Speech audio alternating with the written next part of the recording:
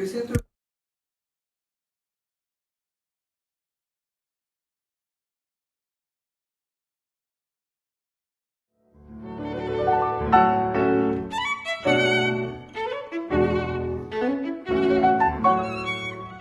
Freudiana Radio, la voz psicoanalítica del mundo.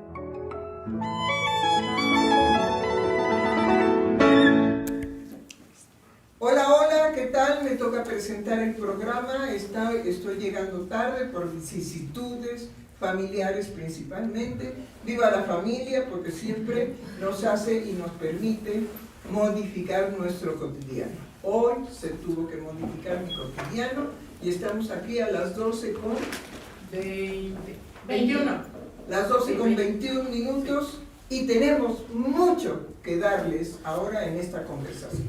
Bueno, seguimos proponiéndonos, teniendo un propósito muy fuerte. Conozcan a Freud, no de oídas, sino de lo que vive en nosotros. ¿Sí? Que nos basemos en las mentiras que siempre pensó Freud, que dirían sus biógrafos, que nos basemos en eso, no quiere decir que eso nos impida que Freud vive en nosotros. Y vive en nosotros definitivamente por un reconocimiento muy sencillo. Es un hombre del siglo XX, un genio, que nos entrega a toda la humanidad un imposible de entender, un imposible de vivir, un imposible de develarnos a nosotros mismos, lo que Freud se tuvo que develar a él mismo, y eso le permitió concebir qué era lo psíquico y lo que estaba jugado en lo psíquico, ¿sí? Y de ahí, el reparto, digamos, del pastel ha sido a favor, en contra, Freud deformado, Freud rechazado, Freud hundido, Freud descalificado, Freud glorificado, Freud bendecido. Bueno, Freud para rato. Bueno, en nosotros vive Freud, pero cada uno de nosotros tenemos un Freud particular. ¿Por qué? Porque practicamos más el psicoanálisis profano que el psicoanálisis académico, o el psicoanálisis que tiene la tendencia a formalizar lo imposible de la formalización. ¿Y en dónde está dicho por Freud? En más allá del principio del placer. ¿Sí? Y hay algún ciudadano argentino que dijo, bueno, pensemos a Freud sin el principio del placer, pensemos a Lacan sin el principio del placer. Algo incitante, algo posible, algo bueno, algo positivo, pero que da risa, sinceramente. Entonces, bueno, pues felicitamos esos empujes a pensar a Freud sin el más allá del principio del placer. Pero ¿qué es lo que él descubre en él? Habría que preguntar, digamos, a este colega argentino si en él lo ha experimentado. Bueno, no es nuestro tema de hoy. Sigamos con Freud. ¿Y bien? Tiene la palabra. Bueno, pues...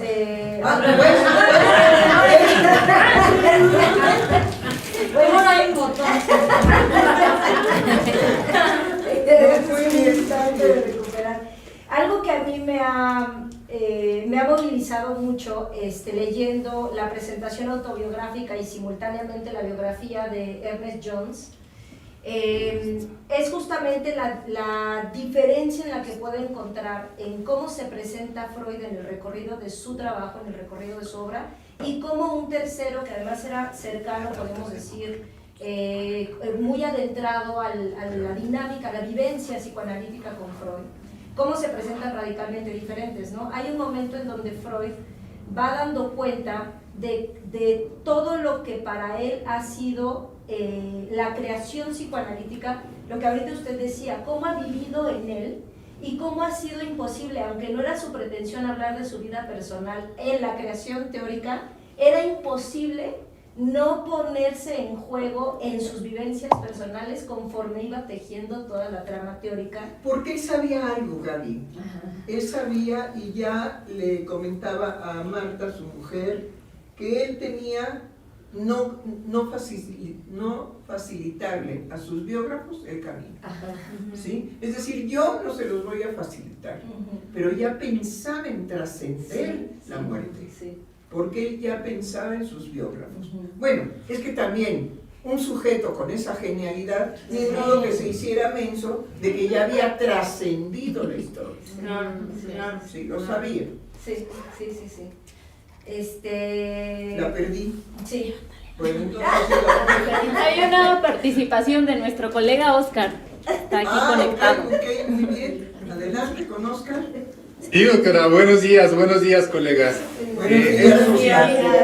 Buenos días. Es importantísimo ahorita lo que están platicando al inicio de la conversación, doctora, y me gustaría señalar principalmente con lo que usted inicia sobre el autoanálisis de Freud, que yo lo estoy, ahorita siguiendo esa línea, doctora, en cuestión del psicoanálisis profundo, el psicoanálisis profano, porque justamente Freud en su autoanálisis va a apuntar directamente hacia la sexualidad infantil, y entonces es desde aquello que uno olvida, de lo cual uno no quiere saber nada, va a ir encontrando el camino que justamente eso de lo cual está más alejado de nosotros y pertenece a nuestra, por así decirlo, a nuestros primeros años de infancia, a nuestra vida primitiva.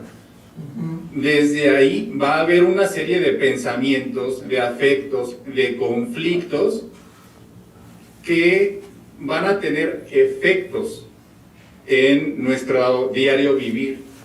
Entonces, es muy importante, considero yo, doctora, justamente esto que usted dice sobre el autoanálisis. ¿Por qué? Porque, va a ser la vía que el psicoanálisis va a trabajar y que Freud va a trabajar en él mismo sobre la sexualidad infantil.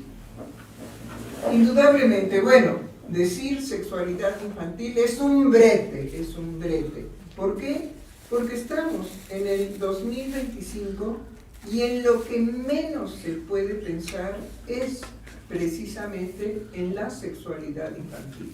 Sabemos que en la actualidad los niños son abandonados a un celular, son abandonados los jóvenes a los juegos que les proporciona, una intensidad de vida. Son los seres humanos, ellos mismos se abandonan y se aíslan para encontrar algo que indudablemente los satisface con su celular y la comunicación con su celular. Entonces sabemos que ahora nuestro cotidiano es un celular que nos impide lo que anteriormente teníamos, precisamente una conversación. Conversar entre nosotros y conversar con los otros, en las discrepancias, en los asuntos de poder. Es decir, ¿por qué López Obrador tuvo el éxito que tuvo? Pues porque creó una conversación que se llamaron las mañaneras, y que ahora nuestra señora presidenta sí dice las mañaneras del pueblo. O sea, ella conversa con el pueblo, y definitivamente conversa. Ahora van y a veces llevan ahí aquí pelotitas de mierda, ¿no? Y se las avientan, como es natural, como es natural, ¿sí? ¿Quién no quiere aventarle mierda al otro? Pues todo el mundo. Bueno, yo me excluyo. No necesitaría aventarle mierda al otro, pero creo que eso es porque se logra en el diario perseguir una mejor forma de vida con los demás. Pues no aparece la necesidad, ¿no? Eso no quiere decir que no, en el momento en que me provocan y que me pisan la cola al tigre, reacciono, pero no estúpidamente. Bueno, a ver. Bueno, ahorita lo que me hizo pensar mucho es esto del análisis, el psicoanálisis profano, que es lo que más se practica, en este centro, porque me hizo eco de un decir suyo que viene de hace mucho tiempo y ahorita lo conecté, cuando decía seamos herejes. Sí, claro. Seamos la herejía. Y que nos ha hecho vivenciar, doctora, el cómo en un determinado momento, cuando uno de los colegas dice común y corriente, una vida común y corriente, o algo de lo común y corriente, y usted fractura ese decir, diciendo ninguna vida, ningún sujeto, no recuerdo cuál fue la señalización, es común y corriente. No, ninguno. Ninguno es común y corriente. Entonces, la herejía está ejercida desde una fractura, primero de un sujeto que no se somete a ninguna sentencia, ni de lo social, ni del saber, ni de la información. Pero que no obvia el que eso exista. Claro. Porque el problema es cuando los sujetos se excluyen, pero por odio. Sí. Pues están más sometidos. Bueno, pues sí. Están más Pues sometidos. sí. Ajá. Porque Al odio. al odio. No, es que es una de las pasiones más intensas que podemos tener y poseer los seres humanos, ¿no? Y ahorita me recuerdo esta frase que le dice a un muchacho en una conversación en el centro de el amor nos hará libres. Ah, sí, en lugar de que la verdad nos hará libres. No, el amor nos hará libres.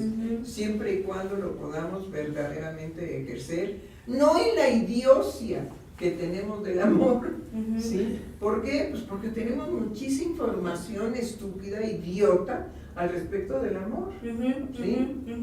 Pero eso que muchas veces sentimos sin que podamos clarificar ni que verdaderamente nos pone en un estado único, bueno, eso es el amor verdadero. Y eso Cuando no hay explicación. Claro.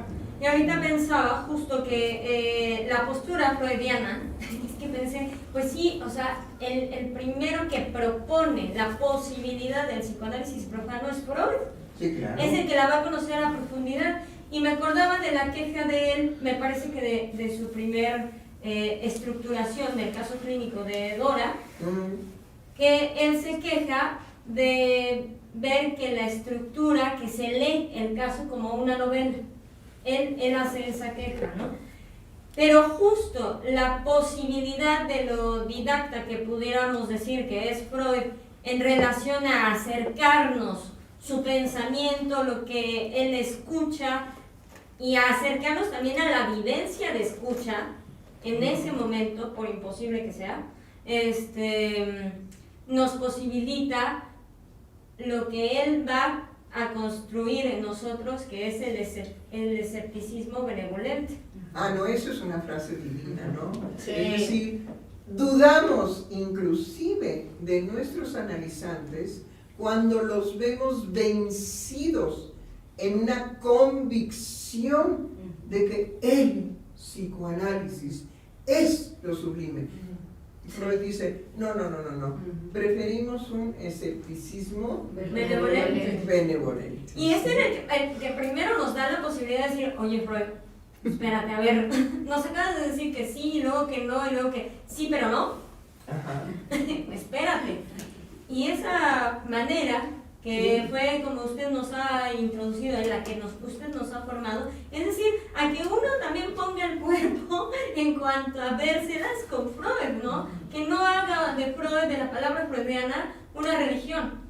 Claro, pero tampoco una denigración. Claro, sí, claro. Son cosas diferentes. Sí. Sí, Alan. Ah, es que yo estaba comiendo en ansias. Estaba comiendo en ansias porque en realidad mi trabajo va en la vía de encontrar en el libro que hizo Miller sobre el banquete de los psicoanalistas, en su primer apartado del banquete de Lacan, pero decía, bueno, ¿cómo voy a ligar eso? Porque no puedo llegar y hablar de meterlo nada más de golpe y porrazo, sino de qué de lo que yo encontré y me fascinó lo puedo ligar con una vivencia con respecto a Freud. Y fue en realidad encontrar en esas líneas del primer apartado el amor, en donde Miller propone que es la relación con el psicoanálisis y por ende entre psicoanalistas, entre analizantes, y que esa relación, por más de que se pueda decir amor, no excluye la transferencia que puede ser en una vía positiva y negativa, pero que es estar en contacto con el psicoanálisis en cualquiera de las dos vías. Y eso, poderlo mudar a decir, bueno, entonces esa transferencia, ¿en dónde estaba en la vida de Freud? Y encontré justo, dije, pues es claro, en las reuniones de los miércoles que tenía, Claro. y en las cartas con Fliss, porque ahí él era honesto completamente, decir, me pasaba esto, poner a Fliss también en un escepticismo benevolente, pero también siempre en un amor hacia él, y decirle que él estaba muy gratificado de que él encontraba amistades que estaban en ese nivel de cariño y que encontraba ese tipo de gente, pero también era clarísimo en la reunión de los miércoles que él no era un amo en ese sentido cruel, sino que siempre se daba la pauta de decir, bueno, la línea de trabajo es esta, que se presente lo que se tenga que presentar, y que en el grupo estaba esa disposición de no ir a destruir al otro, sino encontrar en esa vía algo que pudieran aportar, y que no era tampoco con cariño y con abrazos, sino que era en esa vía de la transferencia con Freud y con el psicoanálisis, que a final de cuentas hablar de Freud, psicoanálisis y freudismo es hablar de una sola persona, de un solo creador. Así es. Qué hermoso lo que nos trae Alan, porque sí, efectivamente, el banquete de Platón, pero el banquete de los psicoanalistas es la posibilidad del amor-dio. Es la posibilidad de ejercer el odio, ¿sí?, que va a ser transformado por el amor, y que el amor va a convertirse en odio, y que el odio va a convertirse en amor, es decir, la dinámica del amor-dio. Porque si no lo convertimos en una dinámica odio, amor, amor, odio, definitivamente somos falsos tanto en el amor como en el odio. Y es que aparte las tres obras que presenta Millet para hablar sobre el banquete, es el banquete de Platón, que es hablar sobre el amor, ¿sí?, de Erasmo de Rotterdam, el dispar convivium, que es decir, ese dispar en una convivencia, y lo plantea hermosamente porque es que esa persona se preocupaba en que su, ¿cómo se llama?, el convivio que iba a realizar, el banquete que iba a realizar, tenía que contemplar la diferencia de todas las personas a las que iba a invitar. Y ahí, ¿cómo se llama?, la propia obra pues va dando cuenta de que no se puede llegar a ese convivio sin contemplar la disparidad que hay, o esa gran diferencia. Y el otro, que es el convivio de Dante Alighieri, que es donde Miller dice, bueno, es que no es que uno esté en el convivio sentado en la mesa, sino que en esa obra es recoger las migajas que hay en el banquete, pero de los ángeles, por así decirlo. Pero es aquel el que recoge las migajas, el que puede crear ese banquete, y ahí es donde se incluye Miller. Dice, ese es en donde uno se puede sobre todo que él se autoriza y él se da su propio lugar. Claro. Y creo que cuando nos referimos al psicoanálisis profano, es precisamente yo soy el único responsable de mi lugar, de mi tarea, de mi mal humor, de mi buen humor, del amordio, de la dinámica del amordio. Yo soy el único responsable, porque lo que tenemos precisamente por un narcisismo terrible es no, yo no, el otro. Y es lo que se le devela a Freud en su famosísimo sueño, la inyección de Irma. Y la inyección de Irma le devela a Freud que Freud tenía como satisfacción echarle la culpa de la enfermedad de Irma al otro. Y dice, Dios, lo que he descubierto, bueno, pero solamente él podía trascenderse a sí mismo. Ahora bien, lo que pretendemos en el análisis de cualquier persona es que se trascienda a sí mismo, que no se quede en el agotamiento de lo que le hicieron los otros en su vida infantil, sino que sea capaz de trascenderse a él mismo. Bueno, yo dejaría el programa exactamente ahí. Bravo.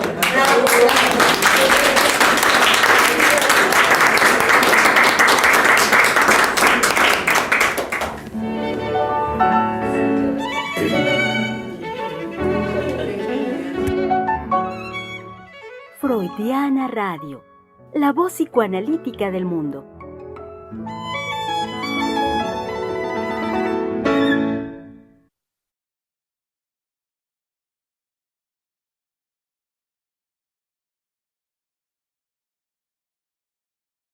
Y está genial porque el espectador